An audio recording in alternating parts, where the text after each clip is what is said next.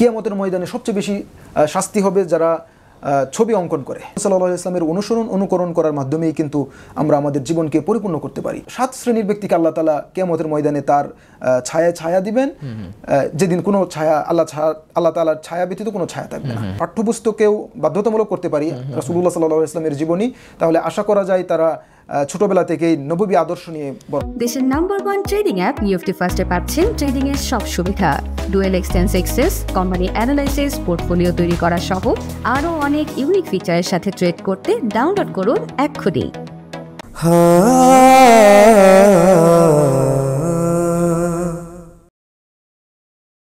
আসসালামু আলাইকুম ওয়া রাহমাতুল্লাহ। বিসমিল্লাহির রহমানির রহিম। বাণিজ্য প্রতিদিনের নিয়মিত আয়োজন আপনাদের প্রাণপ্রিয় শাশ্বত মুক্তির পথ অনুষ্ঠানের সম্মানিত দর্শক শ্রোতা, বাংলাদেশ সহ পৃথিবীর অগণিত দর্শক শ্রোতা যারা যে প্রান্ত থেকে আমাদের আজকের এই অনুষ্ঠান দেখছেন, আপনাদের সকলকে জানাচ্ছি আন্তরিক শুভেচ্ছা, প্রীতি ও মোবারকবাদ।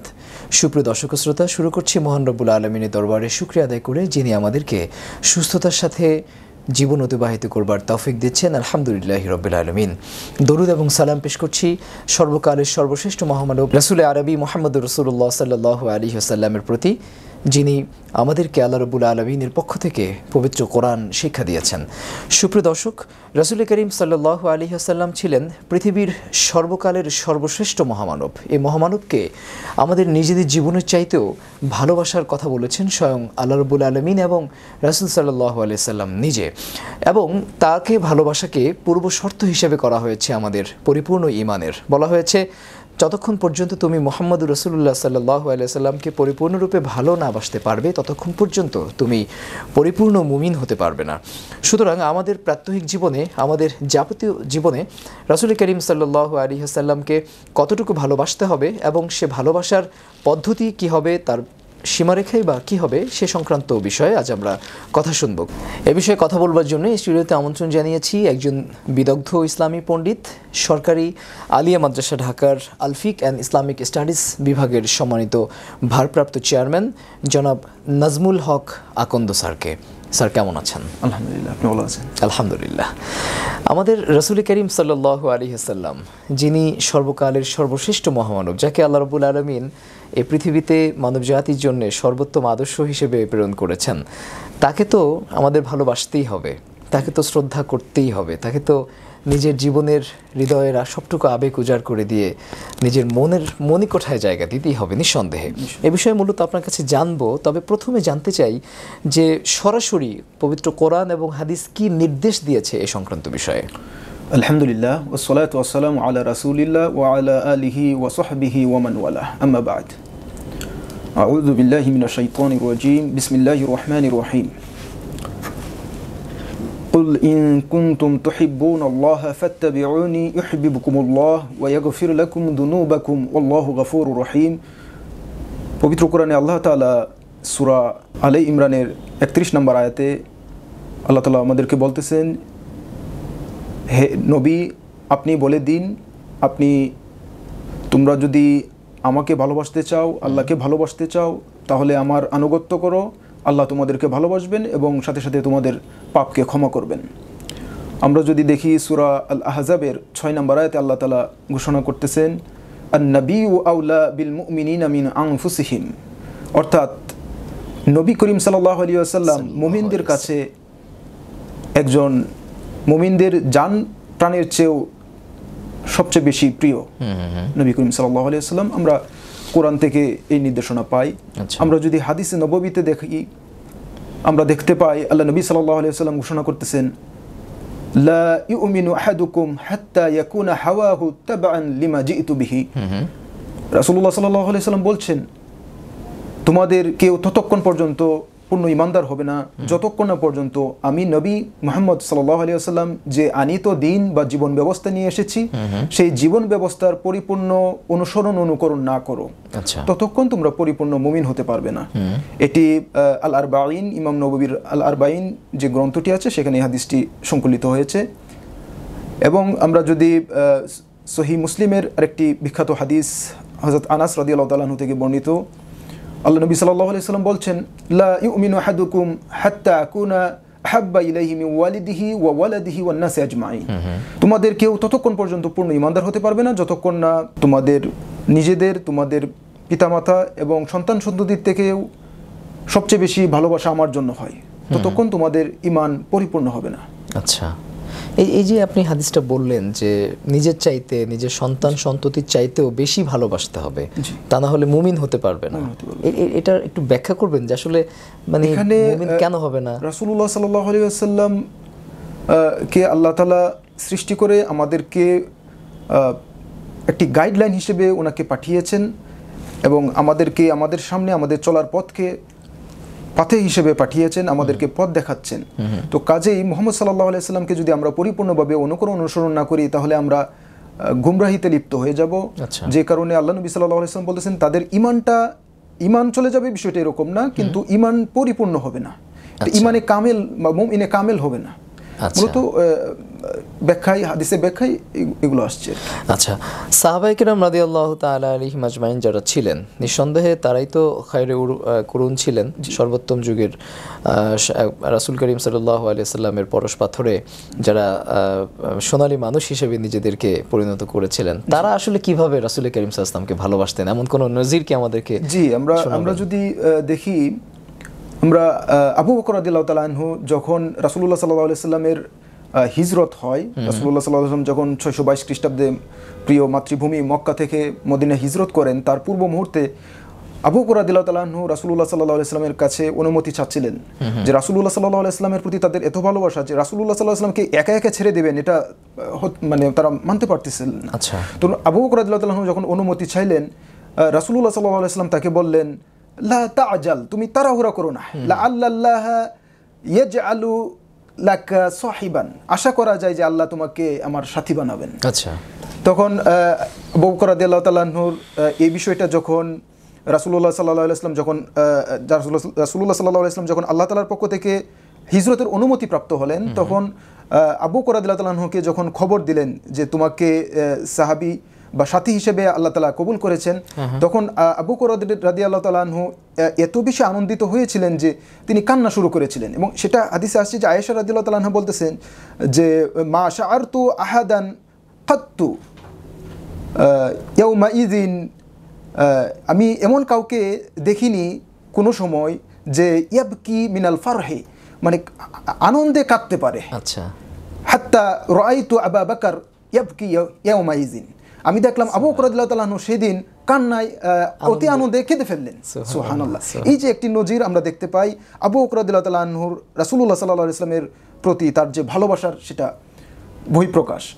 হযরত আলী রাদিয়াল্লাহু তাআলা আনহুকে যখন জিজ্ঞাসা করা হলো কাইফা কানা হুব্বুকা লি রাসূলিল্লাহি সাল্লাল্লাহু আলাইহি ওয়াসাল্লাম, আপনাদের ভালোবাসা কেমন ছিল, কাইফা কানা হুব্বুকুম লি রাসূলিল্লাহি সাল্লাল্লাহু আলাইহি ওয়াসাল্লাম, আপনাদের ভালোবাসা কেমন ছিল রাসূলুল্লাহ সাল্লাল্লাহু আলাইহি ওয়াসাল্লামের প্রতি। আচ্ছা, তখন আলী রাদিয়াল্লাহু তাআলা আনহু তিনি বলতেছিলেন যে কানা হাব্বান নাস ইলাইনা, তিনি আমাদের কাছে এত বেশি প্রিয় ছিলেন, মিন আমওয়ালিনা, আমাদের ধন সম্পদ থেকে, ওয়া আজওয়াজিনা ওয়া উম্মাহাতিনা ওয়া আখওয়াতিনা ওয়া ইখওয়ানিনা, আমাদের ভাইদের থেকে, আমাদের পিতামাতা এবং পরিবার পরিজন, আমাদের ধন সম্পদ থেকেও রাসূলুল্লাহ সাল্লাল্লাহু আলাইহি ওয়াসাল্লাম আমাদের কাছে এত প্রিয় ছিলেন।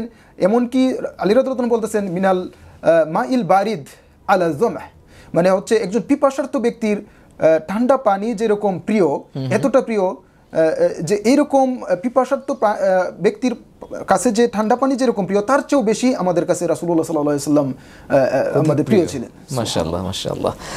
শেখ, আমরা এই যে নবীকে বা রাসূল সাল্লাল্লাহু আলাইহি ওয়াসাল্লামকে ভালোবাসার কথা বলছি, যে অনেক বেশি ভালোবাসতেন সাহাবায়ে কেরাম, তো এই বেশি ভালোবাসার কি কোনো লিমিটেশন আছে? আসলে বেশির পরিমাণ কতটুকু হতে পারে? বেশি ভালোবাসা আমরা যদি দেখি, আমরা এটাও হাদিস থেকে, মানে আমি আসলে কেন প্রশ্নটি করছি, আমরা অনেকে রাসূল করিম সাল্লাল্লাহু আলাইহি ওয়াসাল্লামকে ভালোবাসতে গিয়ে বা তার প্রতি ভালোবাসার বহিঃপ্রকাশ ঘটাতে গিয়ে এমন একটি পর্যায়ে নিয়ে যাই ব্যাপারটিকে, যেন তিনিই মনে হয় যেন আমাদের নাউজুবিল্লাহ আল্লাহর আসনে আমরা তাকে। এটা অনেকে এরকমও বলে যে আহমদেরই মিমের পর্দা উঠায় দে রে মন, দেখবে সেটা বিরাজ করে আহাদ নিরঞ্জন। সঠিক সঠিক, এই ধরনের কথা কিন্তু চালু আছে। আমি যদি আরেকটি শ্লোক আপনাকে শোনাই যে মুহাম্মদ খোদা নেহি, খোদা সে জুদা নেহি, এইভাবে একটি কথা নাউজুবিল্লাহ বলা হয়। আপনি একটু কাইন্ডলি এই ব্যাপারটি একটু ব্যাখ্যা করেন। আমরা দেখব আমাদের পূর্ববর্তী নবীদের যুগে যখন তাদের যে শিষ্যরা বা হাওয়ারিরা তারা যখন তাদের নবীকে ভালোবাসতে যে অতিরঞ্জিত করা শুরু করলো এবং এভাবে তারা তাদেরকে ধ্বংস করে দিয়েছিলেন, আল্লাহ নবী সাল্লাল্লাহু আলাইহি ওয়াসাল্লাম এজন্য আমাদেরকে, আমাদের উম্মত রাসূলুল্লাহ সাল্লাল্লাহু আলাইহি ওয়াসাল্লাম তার উম্মতদেরকে এভাবে শিখিয়ে দিয়েছেন যে তোমরা লা তুতুরনি কামা আতুরাতিল নাসওয়ারা ইবনে মারিয়াম, ঈসা ইবনে মারিয়াম, তোমরা ঈসা ইবনে মারিয়ামকে নিয়ে খ্রিস্টানরা যেভাবে অতি বাড়াবাড়ি করে তোমরা আমাকে নিয়ে সেভাবে বাড়াবাড়ি করো না। আচ্ছা। ফা ইন্নি আবদুন, কারণ হচ্ছে আমি হচ্ছে বান্দা, ফাকুলু আব্দুল্লাহি ওয়া রাসূলু, কাজেই আমি আল্লাহ তাআলার হচ্ছে বান্দা, কাজেই তোমরা বলো যে আল্লাহর বান্দা এবং তার রাসূল। তো কাজে আমরা এখান থেকে কিন্তু একটা নির্দেশনা পাই যে আমরা রাসূলুল্লাহ সাল্লাল্লাহু আলাইহি ওয়াসাল্লামকে আমাদের সব কিছুর চেয়ে ভালোবাসবো, তবে আমাদের ভালোবাসা এরকম হবে না যেন আমাদের ভালোবাসাটা এমন অতিরঞ্জিত হবে না যে আমরা তাকে মানে আল্লাহ তাআলার আসনে বসিয়ে দেব, এরকমটা করার কোনো সুযোগ নেই। আপনি যদি দেখেন যারা এটা নিয়ে বাড়াবাড়ি করে তারা কোরআনের একটা আয়াতের মানে তারা একটা নিজেদের পক্ষে দলিল হিসেবে সাব্যস্ত করে সূরা মায়েদার 15 নম্বর আয়াতে তারা এখানে বলে যে কাদ জাআকুম মিনাল্লাহি নূরুন ওয়া কিতাবুম মুবিন, তোমাদের কাছে নূর আসছে এবং প্রকাশ্য কিতাব আসছে। এখন নূর আবার আল্লাহ বলতেছেন সূরা নূরের 35 নম্বর আয়াতে আল্লাহু নূরুস সামাওয়াতি ওয়াল আরদ। আল্লাহ যেহেতু এখানে তাকে নিজেকে নূর হিসেবে সাব্যস্ত করছেন, আবার এখানে বলতেছে তোমাদের কাছে নূর আসছে। কোন তাফসিরে, বিশেষ করে তাফসিরে মাযহারিতে এই নূরের ব্যাখ্যাটা আসছে সূরা মায়েদার 15 নম্বর আয়াতে যে এটা মুহাম্মদ সাল্লাল্লাহু আলাইহি ওয়াসাল্লামের নূর বোঝাচ্ছে। তো এই ব্যাখ্যার কারণে কেউ কেউ মনে করতেছেন যে মুহাম্মদ সাল্লাল্লাহু আলাইহি ওয়াসাল্লাম আর আল্লাহর মধ্যে খুব বেশি পার্থক্য নেই। নাউযুবিল্লাহ মিন যালিক। তবে আমরা এখান থেকে যতটুকু সম্ভব এইরকম আকীদা বা বিশ্বাস থেকে আমরা নিজেদেরকে বিরত রাখবো। আমরা আরও একটি হাদিস যদি এখানে বলতে চাই, রাসূলুল্লাহ সাল্লাল্লাহু আলাইহি ওয়াসাল্লাম বলতেছেন যে লা তাজআলু কুবুরি মাসাজিদা, তোমরা আমার কবরকে লা তাজআলু কুবুর আম্বিয়াইহিম মাসাজিদ, তোমরা নবীদের কবরকে মসজিদ হিসেবে গ্রহণ করো না। কারণ হচ্ছে নবীদেরকে তাদেরকে ভালোবাসার মানে এত বেশি বহিঃপ্রকাশ করা যাবে না যে তাদেরকে তাদের কবরকে পর্যন্ত মসজিদ হিসেবে গ্রহণ করবে, এটার সুযোগ নেই। জি, ইসলাম সবসময় ইফরাত এবং তাফরিতের মাঝামাঝি, সিরাতে মুস্তাকিম। জি জি জি শেখ, এই যে রাসূল করিম সাল্লাল্লাহু আলাইহি ওয়াসাল্লামকে যে আমরা ভালোবাসছি, তো ভালোবাসার ব্যাপারটা তো আসলে এটি তো অনুভবের বিষয়, এটি তো আসলে ধরা ছোঁয়া যায় না, দেখা যায় না।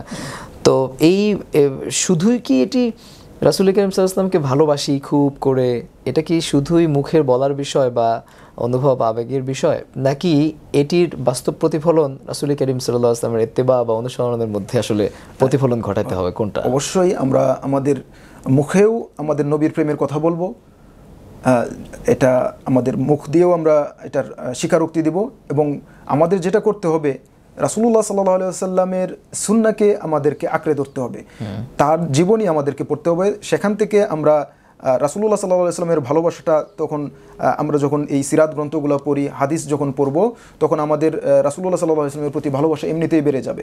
এবং এটা শুধু মুখে বলার মাধ্যমে হবে না, অবশ্যই ইত্তেবার মাধ্যমেই হবে, এবং আল্লাহ তাআলা তো সেটাই নির্দেশ দিচ্ছেন। আচ্ছা আচ্ছা, আতিউল্লাহ ওয়া আতিউর রাসূল। এই যে ভালোবাসা এবং ইত্তেবা, আনুগত্যের কথা বলছেন, এই দুটো জিনিস কি এক, না আসলে কোনো মেজর পার্থক্য আছে? ভালোবাসা আর আনুগত্য? জি জি হ্যাঁ, ভালোবাসা যখন আমি যদি কাউকে অন্ধভাবে ভালোবাসি তাহলে একটা ব্যাপার, আর একটা হচ্ছে যে আমি যখন তাকে জানবো, তাকে বুঝবো, তখন হচ্ছে আমার ভালোবাসাটা এখানে সেটা আবার আসাধ্য মানে হুব্বান হবে, অর্থাৎ ভালোবাসাটা তখন তীব্রতাটা বেশি হবে। তো ইত্তেবা যখন করব তখন ভালোবাসার বহিঃপ্রকাশটা আরো বেশি হবে। আচ্ছা আচ্ছা, আমরা কিন্তু শেখ আমাদের সোসাইটিতে দেখি অনেককে যে যারা আসলে নবীর প্রেমের কথা অনেক করে বলেন, ইশকে নবীর কথা বলেন, কিন্তু সমাজে আল্লাহ রাসূল সাল্লাল্লাহু আলাইহি ওয়াসাল্লাম ঠিক যে কারণে যে দিন প্রতিষ্ঠা করবার জন্য নিজে দান্দান মোবারক শহীদ হয়েছে, বা তিনি সারা জীবন প্রাণান্তকর চেষ্টা চালিয়েছেন, জিহাদ করেছেন, সেই ধরনের কোনো আন্দোলনে তারা আসলে শরিক নেই, কিন্তু মুখে তারা প্রচুর কথা বলছেন যে হ্যাঁ আমরা নবীকে ভালোবাসি। এটি কি আসলে একটু দ্বিচারিতা হয়ে গেল না? অনেকটা দ্বিচারিতা। এই কারণে আমরা নবী করিম সাল্লাল্লাহু আলাইহি ওয়াসাল্লামের থেকে হাদিসগুলো আমরা ততটুকু নিচ্ছি, তাকে ভালোবাসার কেন্দ্রবিন্দুটা আমরা ততটুকু করেছি যতটুকু আমাদের ব্যক্তি স্বার্থে। অর্থাৎ আমার কাছে মনে হবে যে আমি লাউ বা কদু রাসূলুল্লাহ সাল্লাল্লাহু আলাইহি ওয়াসাল্লামের প্রিয় ছিল, এখন আমি যদি বলি লাউ কদু বা কদু খাওয়া হচ্ছে খুবই সবের কাজ বা সুন্নাহ, হ্যাঁ অবশ্যই সবের কাজ, কিন্তু আমি যখন নবীর অন্য আরেকটা দিক দেখব, তখন কিন্তু আমাকে ওই বিষয়টাও, অর্থাৎ রাসূলুল্লাহ সাল্লাল্লাহু আলাইহি ওয়াসাল্লামের মাধ্যমে তো আল্লাহ তাআলা দিনকে পরিপূর্ণ করেছেন। সূরা মায়েদার মধ্যে আল্লাহ তাআলা ঘোষণা করেছেন 3 নম্বর আয়াতে, আল-ইয়াউমা আকমালতু লাকুম দীনাকুম। জি জি। তাহলে সেই জায়গায় আমরা তো রাসূলুল্লাহ সাল্লাল্লাহু আলাইহি ওয়াসাল্লামের যে সিরাত, পুরো সিরাতটাকে আমাদের গ্রহণ করতে হবে।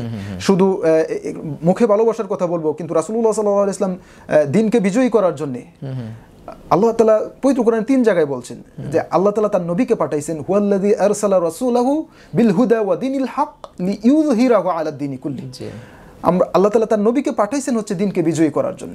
তো কাজেই এই দিনকে বিজয়ী করার জন্য আল্লাহ নবী সাল্লাল্লাহু আলাইহি সাল্লাম যে ত্যাগ তিতিক্ষা সহ্য করেছেন, নিজে জিহাদ বা যুদ্ধে শামিল হয়েছেন, আমরা সেই দিনকে বিজয় করার জন্য আমরা কোনো কষ্ট সহ্য করব না, শুধু মুখে মুখে বলবো, এভাবে তো আসলে দিন প্রতিষ্ঠা হতে পারে না। শেখ, আমরা অনেক সময় দেখা যায় যে যারা নবীর আদর্শকে বিশ্বাস করে না, কিংবা নবী সাল্লাল্লাহু আলাইহি সাল্লামকে যারা অপছন্দ করে, তাকে নিয়ে গালিগালাজ করে নাউজুবিল্লাহ, তাদের সাথে সম্পর্ক স্থাপনের ক্ষেত্রে মুসলমানদের ভূমিকা কি হবে? না, এখানে রাসূলুল্লাহ সাল্লাল্লাহু আলাইহি ওয়াসাল্লামকে গালি করা তো গালি দেওয়া মহা অপরাধ। আল্লাহ নবী সাল্লাল্লাহু আলাইহি ওয়াসাল্লাম হাদিসে বলছেন, মান সাব্বা নাবিয়ান ফাকতুলুহু, কেউ যদি নবীকে ব্লাসফেমি করে অর্থাৎ গালি দেয়, তাহলে তার শাস্তি হচ্ছে তাকে হত্যা করা। তবে এখানে বিষয়টা হচ্ছে হত্যা করো, এটা যে কেউ হত্যা করবে না, এটা ইসলামী রাষ্ট্রপ্রধান তাকে এই শাস্তিটা দেবে, আচ্ছা, যাতে সমাজে বিশৃঙ্খলা না হয়, কেউ আইন হাতে তুলে না নেয়। কিন্তু রাসূলুল্লাহ সাল্লাল্লাহু আলাইহি ওয়াসাল্লামকে প্রতি বিদ্বেষ পোষণ করবে, তাদেরকে আমরা তো ভালো হিসেবে গ্রহণ করব না। আল ওয়ালা ওয়াল বারা, আমরা এখানে দেখবো আল হুব্বু ফিল্লাহ ওয়াল বুগদু ফিল্লাহ, আমাদের ভালোবাসা হবে আল্লাহ তাআলার জন্য, এবং আমাদের যে ঘৃণা সেটাও আল্লাহ তাআলার জন্য। আল্লাহ তাআলা আমাদেরকে তার নবীর মধ্যে পবিত্র কোরআনে ঘোষণা দিচ্ছেন, লা তাত্তাখিযুল ইয়াহুদা ওয়ান নাসারা আউলিয়া, তোমরা ইহুদি খ্রিস্টানদেরকে আউলিয়া বা ওলি বা অভিভাবক বন্ধু হিসেবে গ্রহণ করো না, কারণ তারা তাদের নিজেদের বন্ধু। তো এরপরে আল্লাহ নবী সাল্লাল্লাহু আলাইহি ওয়াসাল্লাম হাদিসে বলছেন যে খালিফুল মুশরিকিন, তোমরা মুশরিকদের বিরোধিতা করো। তো কাজেই যারা আল্লাহ নবীর প্রতি বিদ্বেষ পোষণ করে, তাদেরকে আমরা কোনোভাবেই আমাদের বন্ধু হিসেবে গ্রহণ করতে পারি না, কারণ হাদিসে আসছে আল মারউ মাআ মান আহাব্বা, কিয়ামতের ময়দানে আমাকে তার সাথেই থাকতে হবে আমি যাকে ভালোবাসি। তো একজন নবী বিদ্বেষী তো অবশ্যই জাহান্নামী, তো আমি যদি তাকে ভালোবাসি তাহলে আমাকেও তার সাথে জাহান্নামে যেতে হবে। তো কাজেই এটার কোনো সুযোগ নেই। শেখ, নবী করিম সাল্লাল্লাহু আলাইহি ওয়াসাল্লামের প্রতি ভালোবাসা বৃদ্ধির ক্ষেত্রে তার সিরাত অধ্যয়ন আসলে কতটুকু ভূমিকা রাখতে পারে, এবং আমাদের বাংলা ভাষাভাষী পাঠকদের উদ্দেশ্যে আপনি কি কিছু সিরাত গ্রন্থের নাম বলবেন? হ্যাঁ, আমরা নবী করিম সাল্লাল্লাহু আলাইহি ওয়াসাল্লামকে যদি জানতে চাই, তার আদর্শের অনুসরণ করতে চাই, তাহলে অবশ্যই আমাদেরকে তার সিরাত অবশ্যই জানতে হবে। তো আমরা যদি হাদিসের গ্রন্থগুলো দেখি, শামাইল তিরমিজি, এই হাদিস গ্রন্থে রাসূলুল্লাহ সাল্লাল্লাহু আলাইহি ওয়াসাল্লামের আখলাক বা রাসূলুল্লাহ সাল্লাল্লাহু আলাইহি ওয়াসাল্লামের জীবন পদ্ধতি কেমন ছিল সেটা আমরা কিন্তু দেখতে পাই। এছাড়াও আখলাকুন নবী নামে একটি গ্রন্থ আছে শায়েখ আবু শায়েখ ইসফাহানির, এই গ্রন্থটিও আমরা দেখতে পারি। এখানেও আল্লাহ নবী সাল্লাল্লাহু আলাইহি ওয়াসাল্লামের জীবন পদ্ধতি এখানে আছে। আর যদি আমরা বাংলা ভাষী আমরা যদি দর্শকদের জন্য বলি যে সিরাত গ্রন্থ তারা অনুসরণ করতে পারেন, বর্তমান বিশ্বের সবচেয়ে বেশি পঠিত যে সিরাত গ্রন্থটি আর রাহিকুল মাখতুম, আল্লামা সফিউর রহমান মুবারকপুরি রাহিমাহুল্লাহর ওনার যে লেখা যে বইটি, এই গ্রন্থটি আমাদের দর্শকরা স্টাডি করতে পারেন। এখানে রাসূলুল্লাহ সাল্লাল্লাহু আলাইহি ওয়াসাল্লামের জীবনী খুব সুন্দরভাবে এবং হচ্ছে খুবই অথেন্টিক সোর্সে এখানে আলোচনা করা হয়েছে আর কি। আচ্ছা আচ্ছা, এর বাইরে আমাদের বাংলা ভাষাভাষী কবি গোলাম মোস্তফার বিশ্বনবী গ্রন্থটিও পড়া যেতে পারে আর কি। তবে ওই আর রাহিকুল মাখতুমে তাহকিক করা আর কি, তাহকিক করা বইটা সবচেয়ে ভালো হয়। এখানে জাল বা জয়ীফ থাকবে না আর কি, বানোয়ার যে কিচ্ছা কাহিনী আছে এগুলো থেকে আমরা তাহলে বেঁচে থাকতে পারবো আর কি। আচ্ছা আচ্ছা আচ্ছা, এই সিরাতের এই যে অধ্যয়ন, এটাকে আসলে তরুণ প্রজন্মের মাঝে বা শিক্ষার্থীদের মাঝে ব্যাপকভাবে কিভাবে ছড়িয়ে দেওয়া যায়? আমরা যদি শিক্ষার্থীদের মধ্যে আল্লাহ নবী সাল্লাল্লাহু আলাইহি ওয়াসাল্লামের আদর্শকে প্রচার করতে চাই, তাদেরকে এই প্রজন্মের আমরা যদি ছেলে মেয়েদের কথা বলি, তারা কিন্তু এই যে আমরা দেখেছি 2024 সালের যে জুলাই বিপ্লব, এই জুলাই বিপ্লবে কিন্তু আমাদের সন্তানদের তাদের একটা মানে দাবি ছিল মার্চ ফর জাস্টিস, অর্থাৎ ন্যায় বিচারের জন্য কিন্তু তারা মাঠে নেমেছিলেন। তারা কিন্তু এই বৈষম্যটা বুঝেন, কারণ এটা আল্লাহ তাআলা কোনটা ভালো এবং কোনটা মন্দ এটা কিন্তু ছোট বাচ্চারাও বোঝে। এই জন্য আল্লাহ তাআলা বলছেন ফালাহামাহা ফুজুরাহা ওয়া তাকওয়াহা, তারা কিন্তু এই এত বছরের যে বৈষম্য বা হচ্ছে যে অত্যাচার নির্যাতন এসব দেখেই কিন্তু তারা এটার প্রতিবাদে তারা মাঠে নেমেছিলেন। তো আমরা যখন তাদেরকে বলবো যে আল্লাহ নবী সাল্লাল্লাহু আলাইহি ওয়াসাল্লামের আদর্শ তো এটাই, আল্লাহ নবী সাল্লাল্লাহু আলাইহি ওয়াসাল্লাম তো এই কি বলে এই ন্যায় প্রতিষ্ঠার জন্যই আল্লাহ তাআলা তাকে পাঠাইছেন, এবং হচ্ছে যত ধরনের অশ্লীলতা, বেহায়াপনা এবং অসৎকর্ম আছে সেগুলো দূর করার জন্যই আসছেন। তো কাজেই আমাদেরকে দেখতে হবে যে মুহাম্মদ সাল্লাল্লাহু আলাইহি ওয়াসাল্লামের অনুকরণ করার মাধ্যমেই কিন্তু আমরা আমাদের জীবনকে পরিপূর্ণ করতে পারি। আমরা যদি আরেকটি বিখ্যাত হাদিস আবু হুরায়রা রাদিয়াল্লাহু তাআলা থেকে বর্ণিত বুখারী এবং মুসলিমে হাদিসটি আসছে, সাবআতুন ইউযিল্লুহুমুল্লাহু ফি যিল্লিহি ইয়াওমা লা যিল্লা ইল্লা যিল্লুহু, 7 শ্রেণীর ব্যক্তিকে আল্লাহ তাআলা কিয়ামতের ময়দানে তার ছায়া দিবেন, যেদিন কোনো ছায়া আল্লাহ তাআলার ছায়া ব্যতীত কোনো ছায়া থাকবে না। তো এর মধ্যে কিন্তু প্রথমে আসছে ইমামুন আদেল, ন্যায়ী শাসক, এবং দ্বিতীয় জায়গায় আসছে কিন্তু দ্বিতীয়বার আশাব নাশা ফি ইবাদাতিল্লাহ, এমন যুবক যে তার জীবনকে আল্লাহর রাস্তায় ব্যয় করে। তো কাজেই এখানে কিন্তু বিশেষভাবে তরুণ বয়সটাকে আল্লাহ নবী সাল্লাল্লাহু আলাইহি ওয়াসাল্লাম হাদিসে উল্লেখ করেছেন, কারণ তখনই হচ্ছে ভালো এবং মন্দটাকে যাচাই বাছাই করার। আরেকটা বিষয় হচ্ছে আমরা যদি দেখি যে মানুষের অভ্যাসটা এটা কিন্তু চিরন্তন, ছোটবেলা থেকে যদি তার মধ্যে ভালো অভ্যাস গড়ে ওঠে তাহলে কিন্তু তার পথভ্রষ্ট হওয়ার সম্ভাবনা কিন্তু কম। একটি আরবি একটি মূলনীতিও কিন্তু আছে, আল আদাতু মুহাক্কামাত, মানে হচ্ছে অভ্যাসটা এটা খুবই সুদৃঢ় হয়, এবং সে যদি তার তরুণ বয়স থেকেই আল্লাহ নবী সাল্লাল্লাহু আলাইহি ওয়াসাল্লামের জীবন আদর্শ অনুসরণ করে তাহলে সে আশা করা যায় সারা জীবন হেদায়েতের উপর প্রতিষ্ঠিত থাকবে ইনশাআল্লাহ। এক্ষেত্রে আমাদের যে শিক্ষা কারিকুলাম রয়েছে বা সেই জায়গাতে পাঠ্যপুস্তকে যদি নবী সাল্লাল্লাহু আলাইহি ওয়াসাল্লামের জীবনী বা সিরাতকে অন্তর্ভুক্ত করা যায় তাহলে সেটি অবশ্যই আমরা আমাদের যেহেতু আমাদের শিক্ষার্থীদের মধ্যে আমরা যদি স্বাভাবিকভাবে সিরাত গ্রন্থ পড়তে বলি তারা হয়তো সেখানে আগ্রহ দেখাবে না, কিন্তু আমাদের যে ইসলামী শিক্ষা বা ইসলাম ধর্মের যে বইগুলো আছে এসএসসি লেভেলে এবং হচ্ছে ইন্টার লেভেলে, সেখানে যদি আমরা আমাদের প্রিয় নবীর জীবনীকে মানে বাধ্যতামূলক করতে পারি তাহলে অবশ্যই তারা সেখান থেকে পড়বে এবং তাদের অন্তর কিছুটা হলেও নাড়া দেবে, এবং তারা কিন্তু নবী করিম সাল্লাল্লাহু আলাইহি ওয়াসাল্লামকে যখন জানবে তখন কিন্তু এখনকার প্রজন্ম যেভাবে অন্য হচ্ছে যে ধর্মের কৃষ্টি কালচার অনুকরণ করে, যেমন তাদের কাছে এখন আদর্শ হচ্ছে ক্রিস্টিয়ানো রোনাল্ডো বা নেইমার, মেসি, ওরা হচ্ছে তাদের কাছে আদর্শ, কারণ তাদের কাছে তো আসলে ভালোটা নেই, যেহেতু ভালোটা তারা পাচ্ছে না, তাদেরকে এই দিনটা শিক্ষা দেওয়া হচ্ছে না, কাজে তারা তাদের কাছে যে সামনে যেটা আসছে তারা সেটাকে গ্রহণ করছে, তারা ভালো মন্দটা কিন্তু পার্থক্য করতে পারছে না। তো কাজেই আমরা যদি তাদেরকে এইভাবে পাঠ্যপুস্তকেও বাধ্যতামূলক করতে পারি রাসূলুল্লাহ সাল্লাল্লাহু আলাইহি ওয়াসাল্লামের জীবনী, তাহলে আশা করা যায় তারা ছোটবেলা থেকেই নববী আদর্শ নিয়ে বড় হবে। মানে আসলে রাসূল সাল্লাল্লাহু আলাইহি ওয়াসাল্লাম যে উসওয়ায়ে হাসানা, সর্বোত্তম আদর্শ, আমরা যদি আমাদের তরুণ প্রজন্মের সামনে যদি রাসূল সাল্লাল্লাহু আলাইহি ওয়াসাল্লামকে একটা মডেল হিসেবে উপস্থাপন করতে পারি, যে আসলে তুমি তোমার যে হেয়ার কাট তুমি আসলে একটা মডেল দেখে করতে চাও, তুমি এক একজনের মতো কথা বলতে চাও, এই বিষয়গুলো যদি রাসূল করিম সাল্লাল্লাহু আলাইহি ওয়াসাল্লামের সামনে উপস্থাপন করতে পারি, ও কিন্তু তখন তাকে আসলে ফলো করা শুরু করতে পারবে। এখন এই আপনি যে কথাটা বললেন, এই কথাগুলোই একটি সিরাত গ্রন্থে কিন্তু আসছে, বি স্মার্ট উইথ মুহাম্মদ। আপনার এই কি বলে মাসুদ শরীফ নামে একজন ব্যক্তি, সে এটা অনুবাদ করেছে হিশাম আল আওয়াদির। এই গ্রন্থটি কিন্তু চমৎকার, এবং সেখানে বয়স ভিত্তিক আলোচনা করা আছে যে একটি ছেলে বা একটি মেয়ে তার তরুণ বয়স বা হচ্ছে বাল্যকালেও কিন্তু রাসূলুল্লাহ সাল্লাল্লাহু আলাইহি ওয়াসাল্লাম যখন মানুষজন উকাজ মেলা ছিল আরবের সবচেয়ে বড় একটি মেলা বা হচ্ছে একটা আনন্দের উৎসব, কিন্তু রাসূলুল্লাহ সাল্লাল্লাহু আলাইহি ওয়াসাল্লাম কিন্তু তার মানে বাল্যকালেও কিন্তু উকাজ মেলায় উনি যেতেন না, রাস্তায় বসে থাকতেন, তার সাথীরা কিন্তু সেখানে যেত, খেলাধুলা করতো, কিন্তু রাসূলুল্লাহ সাল্লাল্লাহু আলাইহি ওয়াসাল্লাম কিন্তু রাসূলুল্লাহ সাল্লাল্লাহু আলাইহি ওয়াসাল্লামের ফিতরাত ছিল এটা যে তিনি এই অশ্লীল বা জুয়া খেলার যে আড্ডাখানা সেখানে কিন্তু তিনি যেতেন না। তাহলে এই বয়স মানে ছোটবেলা থেকে রাসূলুল্লাহ সাল্লাল্লাহু আলাইহি ওয়াসাল্লামের মধ্যে কিন্তু এই উত্তম আদর্শ বা উত্তম চরিত্র ছিল। এটা যদি আমরা আমাদের তরুণ প্রজন্মের কাছে এভাবে এই বইটিকে মানে এটা যদি আমি সাজেস্ট করবো, তারা যদি এটা পড়ে তাদের মধ্যেও রাসূলুল্লাহ সাল্লাল্লাহু আলাইহি ওয়াসাল্লামের আদর্শের নমুনা আমরা দেখতে পাবো ইনশাআল্লাহ। আশাকে আমরা দেখি যে সারা পৃথিবী যে মুহাম্মদ সাল্লাল্লাহু আলাইহি ওয়াসাল্লামের বন্দনায় মত্ত, সেই মুহাম্মদ সাল্লাল্লাহু আলাইহি ওয়াসাল্লামকে নিয়েও কিছু কিছু আমি বলবো যে মানসিকভাবে বিকারগ্রস্ত পৃথিবীর বিভিন্ন জায়গাতে দেখি যে তারা মুহাম্মদ সাল্লাল্লাহু আলাইহি ওয়াসাল্লামকে নিয়ে ব্যঙ্গাত্মক কার্টুন করার একটা ধৃষ্টতা দেখায়। তো এটি আসলে তারা কেন করে, এটা একটা বিষয় জানতে চাই। আরেকটা বিষয় হচ্ছে যে এই ধরনের ঘটনা যদি কেউ ঘটায় তাদের বিপরীতে আমাদের প্রতিক্রিয়া, মুসলমানদের প্রতিক্রিয়া আসলে কি হওয়া উচিত? আচ্ছা, আমাদের আমরা এটাও আমরা হাদিস থেকে দেখব, আল্লাহ নবী সাল্লাল্লাহু আলাইহি ওয়াসাল্লাম হাদিসে বলছেন, আশাদ্দুন নাসি আযাবান ইয়াউমাল কিয়ামাতি আল মুসাউবিরুন, কিয়ামতের ময়দানে সবচেয়ে বেশি শাস্তি হবে যারা ছবি অঙ্কন করে, তাদেরকে আল্লাহ তাআলা সবচেয়ে বেশি শাস্তি দিবেন এবং তাদেরকে বলা হবে আহিয়াউ, তোমরা তাদের মানে হচ্ছে তাদেরকে বলবে যে এদেরকে পারলে প্রাণ দাও, জীবন দাও, কামা খালাকতুম, যেরকম দুনিয়াতে তোমরা অঙ্কন করেছিলে পারলে এখন প্রাণ দাও। তাহলে এইভাবে তাদেরকে কিয়ামতের ময়দানে শাস্তি দেওয়া হবে।